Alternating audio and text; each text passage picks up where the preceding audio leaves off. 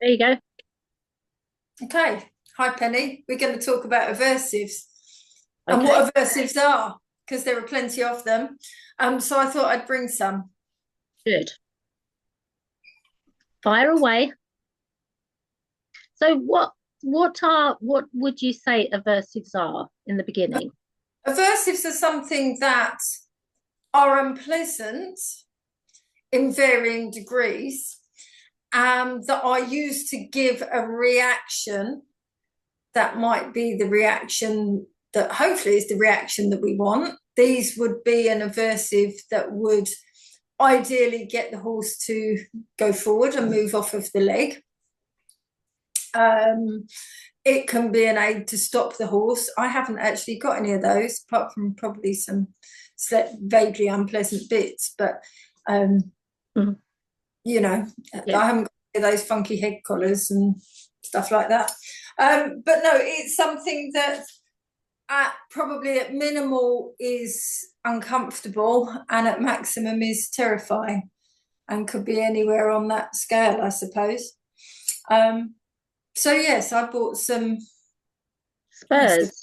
nice aversive spurs with little wheels on. Hmm. Um, so So they could they I'm could going be to ask you aversive. a They okay, could I'm be going to ask you a question. Why are they bad things? ah.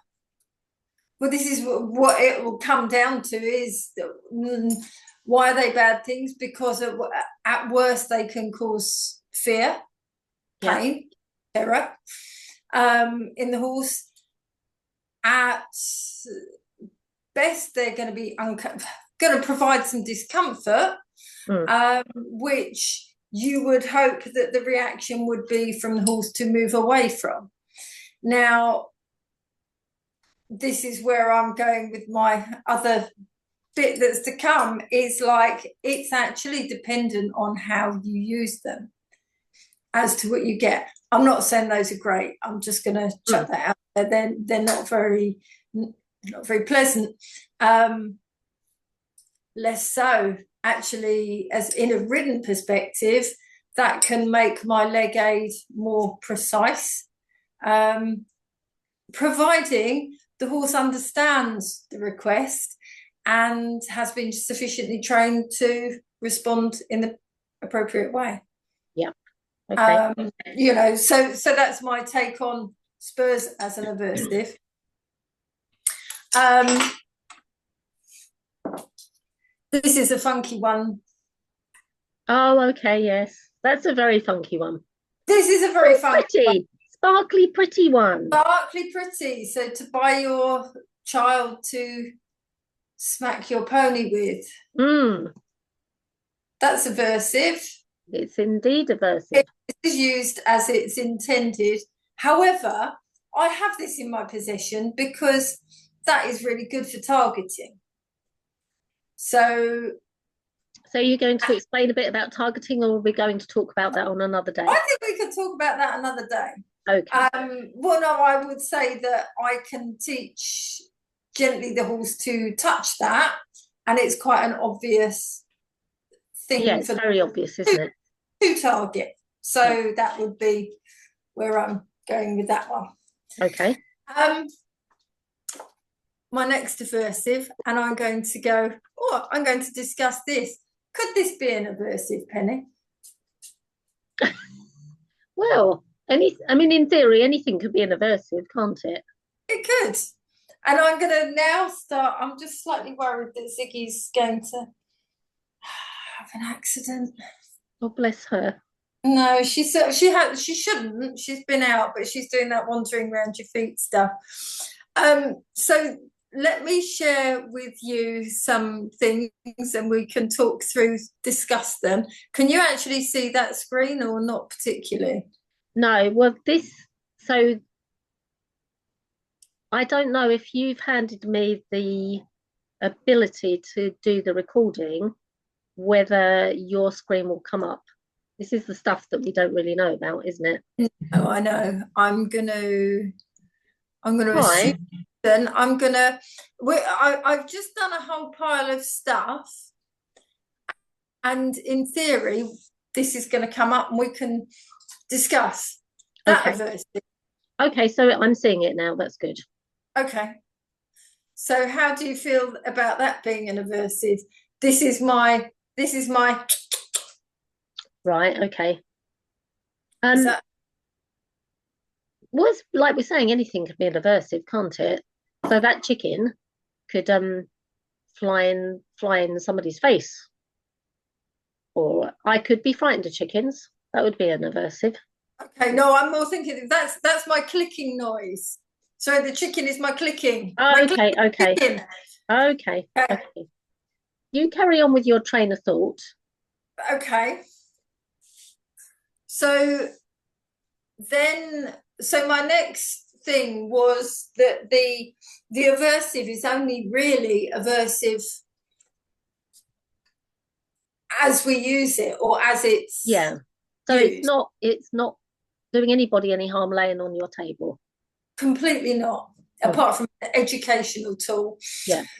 So here we've got an angry person using their sharp spurs with the wheels round, and can you see the terrified person in the corner who Yes. I chose to use people because if I went on for some stock photos and found a horse looking terrified, I actually think that's another discussion because who knows what that looks like.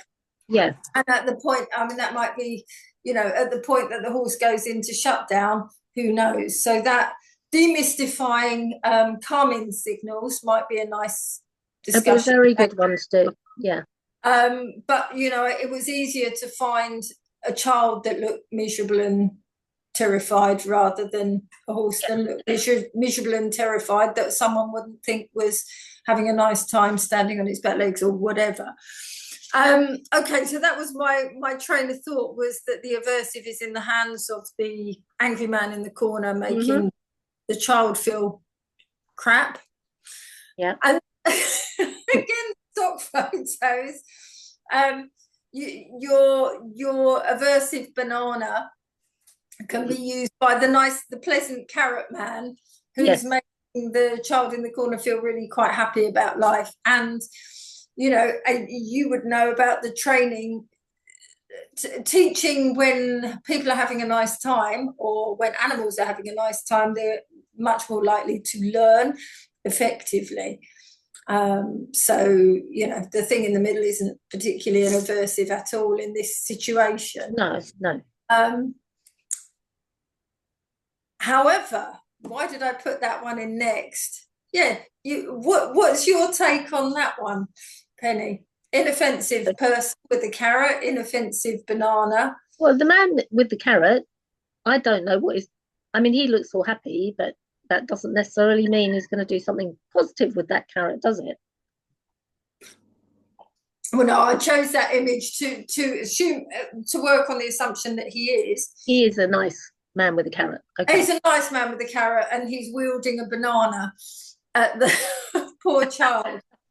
But actually, so the key is for me in this instance, in this training instance, that it's not actually about even the intent of the person. It's more about how the person, the dog, the horse feels about that. That makes that become an aversive. Yeah. Makes sense. It does make sense. And then I'm just going to go. I think my next one was my chicken. Oh, the chicken. Okay. My angry man clicking away. And yeah, terrifying someone because perhaps they know what's coming next. Perhaps if it's taught in a way to be effective, it's quite a useful, come on, something's gonna come and get you, I want more. But it's also, yes, it can be not so good, and it all can also become never ending, the never ending chicken noise that some people make. So okay, yes, I thought that I would add that in.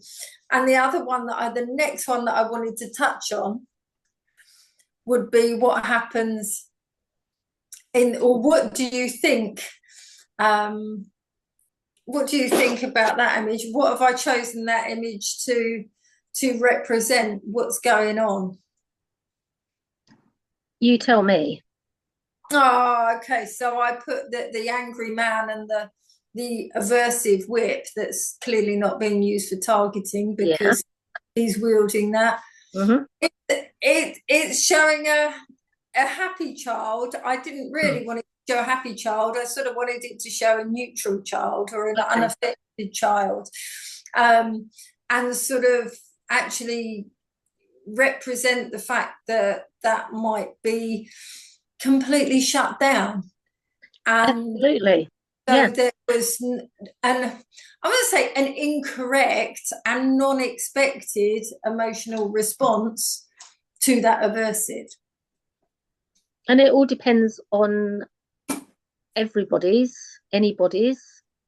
experience of that sparkly whip, doesn't it? So as you say, sometimes if that was used for targeting, nobody's going to have hopefully nobody's going to have any kind of negative emotion towards it. If it was used for what it was made for, then that's a different thing. It becomes a very different object, doesn't it? Can I take these pictures off now? Yeah, by all means. Is that is that? I don't think I've got any more. No, I think that's what I wanted Okay, to. good. Oh, where you gone? Oh no, Oh no, you're upside down. where have you actually I'm, gone? no, I'm still here. That's Okay, there you go. stop share. There you are.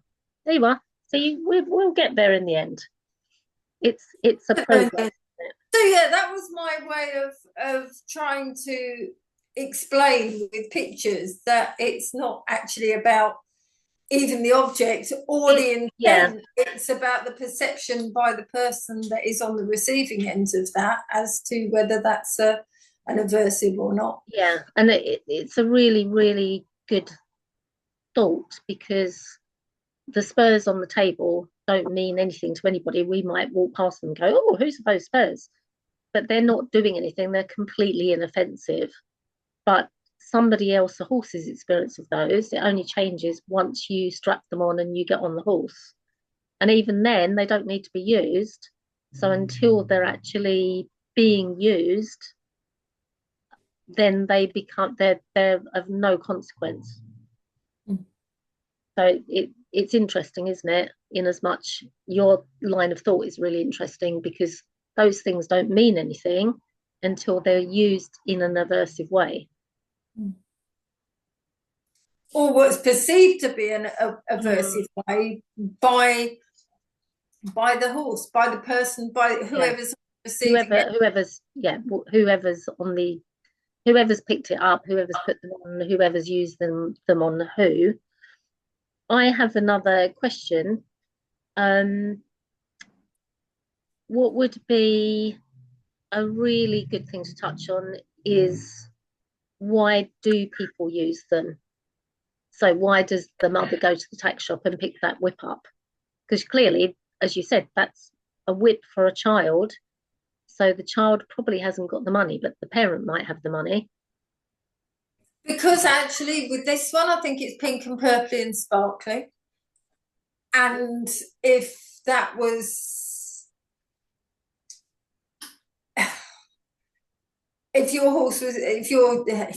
your child was getting kitted out for something, you might think, depending on their age, if they like pink sparkly stuff, they might want one of those.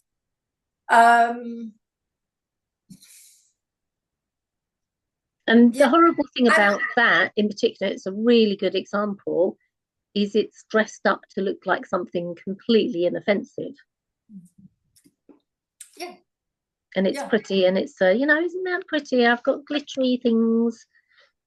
And it's never the will, having handed it to a child on a pony, is not going to be, oh, you just carry it. because the ultimate thing would be you don't give the child the whip in the first place. What's it for? It's to hit your horse. Yeah, yeah. And this is what is quite interesting, and I think this is what I feel understanding's got to change off, because it's like that has actually got so many uses. That's got so many more uses than the spurs. And say, you know, as in you can use it for targeting, you can use it for, and you can use it to gently get the horse to move away. It doesn't have to be to hit the horse with it. You can actually use it in a nice way, but it all means nothing if the horse doesn't understand. Or if the association of the horse already has a bad association with the whip. Yeah. Yeah. Yeah. So yeah, it's not good. I always wonder when people are going for riding lessons and are going on places where the horses are not necessarily very nicely trained, schooled, and they are, I wonder who monitors and says, no, we won't let you have that whip yet. And in fairness, the show jumping, they have to have, they call them battens or something. They get labelled something else, yeah. They don't call it, get called a whip now, which is sort of, yeah, it's okay, it's good, better. And they're soft and they're padded, and you sort of wonder that actually there would be, on those sort of early stages of training a rider, someone would have that explanation of what or how they should be used and what they're actually for. But anyway, this is very interesting, isn't it? Especially as we're kind of talking about perhaps a complete beginner being handed a whip. So what would their initial, in my experience, their initial in that situation of a riding school on a riding school horse being handed a whip, most people would understand, their understanding would be that you hit the horse with that whip from very, very early on as well. And as you're saying, that in the right hands, it would be explained that it was there perhaps to guide the horse, or I know side saddle riders use them as the leg that's not there, don't they? So it becomes a very different thing. But this is part of what I struggle with, is that from very early on, what somebody is taught when they first get on a horse is pretty much what stays with them. And it's really hard work to change that perception. So as far as they're concerned, aversives are good. They're a good thing. They're there to make the horse go into canter, and we have to canter, don't we? Because that's how you learn to ride. And it's really, really hard to change somebody's perception of that aversive. They don't think of it as an aversive, and if you talk about it, they're kind of surprised. And